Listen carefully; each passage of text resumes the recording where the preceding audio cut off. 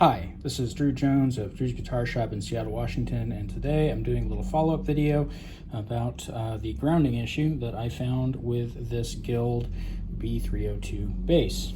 This thing has had a lot of work done to it, electronics-wise, since it came in. Some of it was, stuff that was found when we got in and started looking at things. If you watch the last video that I did, you'll notice that in that video there's a part where I touch these pole pieces and you can hear a difference. There's a buzzy hum that comes along with that touching, and you see that is absent here in this video. And the reason is because we went ahead and added these ground wires. So each pickup is grounded to the volume that it is connected to. And then I also went in here and I cut out all of that bus wire that was the grounding here, except for the one connecting the switch.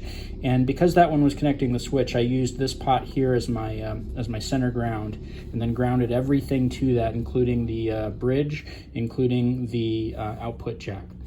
So now at this point, all of the grounds in this, coming from the pickups, coming to the pots and the switch and everything else, are all kind of going back to one common point. And we also have everything actually grounded with a real wire and a real solder joint. And so I'm going to go ahead and seal this up. I'm going to see how it does in terms of noise, quietness, whatever we get, and we'll see what it does. I think it's going to be way better than it was, though. So I have everything all assembled again, and well,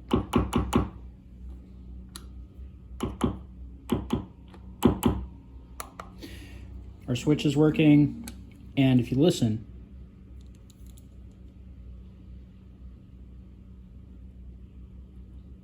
it's very, very quiet. So I think that we've solved the problems that this bass had. It's going to be a lot quieter. It's going to be a lot more reliable for the customer, which is, obviously the goal. So I'll kind of put a picture at the end to kind of show the solder joint that I did, maybe a close-up of the electronics. Yeah, I mean, we talked about it, and basically, again, when you find something that's kind of humming, that is kind of on the surface of the guitar, like the pole pieces or a screw or a switch or the bridge or something like that, it means that something is going on with your ground, and it means that whatever that part is that's buzzing probably needs to be connected to a ground. There are other issues with ground, obviously, as well.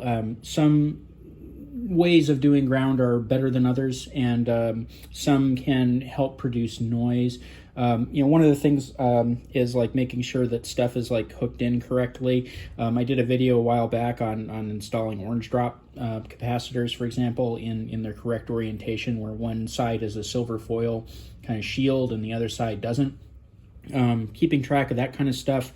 Making sure you're using quality parts, making sure that everything is shielded, making sure that everything is grounded, and that your grounds all come back to one common point is all kind of very important for an audio circuit. And with regards to, guitars, we also usually need to think about grounding the bridge. Now, anything that has these single coil pickups are going to, inherently produce kind of a little bit of a hum. And so it's not unusual to get everything done and, perfect, and then plug it in. And, if it's a Strat or it's a bass with big P90 type things like this has, that you're still going to hear a little bit of hum, and that's fine.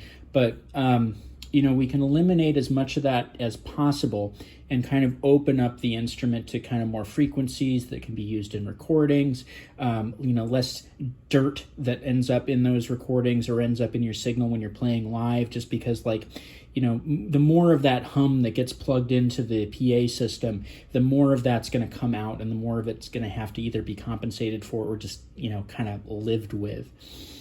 So it's really important to eliminate as much hum as possible, because you don't know how many times this bass track is going to be layered, for example, like a little bit of hum on one, but if you're stacking that like 10 times or something, you may end up with quite a bit more than you anticipated at the end of the day. And the more you can eliminate right off the bat, the better off you're going to be in terms of that. And it's also just annoying when your instrument hums. So it's just a good thing to focus on. And it can all just be done by basically making sure that everything is grounded, again, making sure that everything is shielded, making sure that everything is plugged in the way that it should be, and that the parts are quality parts, and making sure that all your grounds come back to a common point, and are consistent with that. And yeah, that's basically kind of my opinion and my recommendation on doing wiring work. So this has been Drew Jones of Drew's Guitar Shop in Seattle, Washington. Really appreciate you watching this video. If you found it helpful or entertaining, there's a link to my Ko-Fi in the description of the video where you can kick me a few bucks. There's also a link to my Patreon down there, and you can subscribe for like less than $1 a month. It always helps me out. I do have to take time out of my day to do these videos. And on that note, if you have any questions, kind of like long-form questions that you need help with, I'm happy to get those, but I prefer that those be sent over Ko-Fi so that I can get compensated for my time, because some of those kind of run into the hours of exchanging emails or phone calls or whatever, and I'm happy to sit on the phone with somebody and chat and kind of go over whatever issue that you're dealing with. But again, it takes time and it's work. So there's that. There's also a link in the description for my website that has my contact information, and also a link to a page for taking care of stringed instruments, as well as my price page. So, check that out if that sounds like something that you're going to be into. I have lots more videos like this on my channel. Like, subscribe, link them around to friends. It always helps.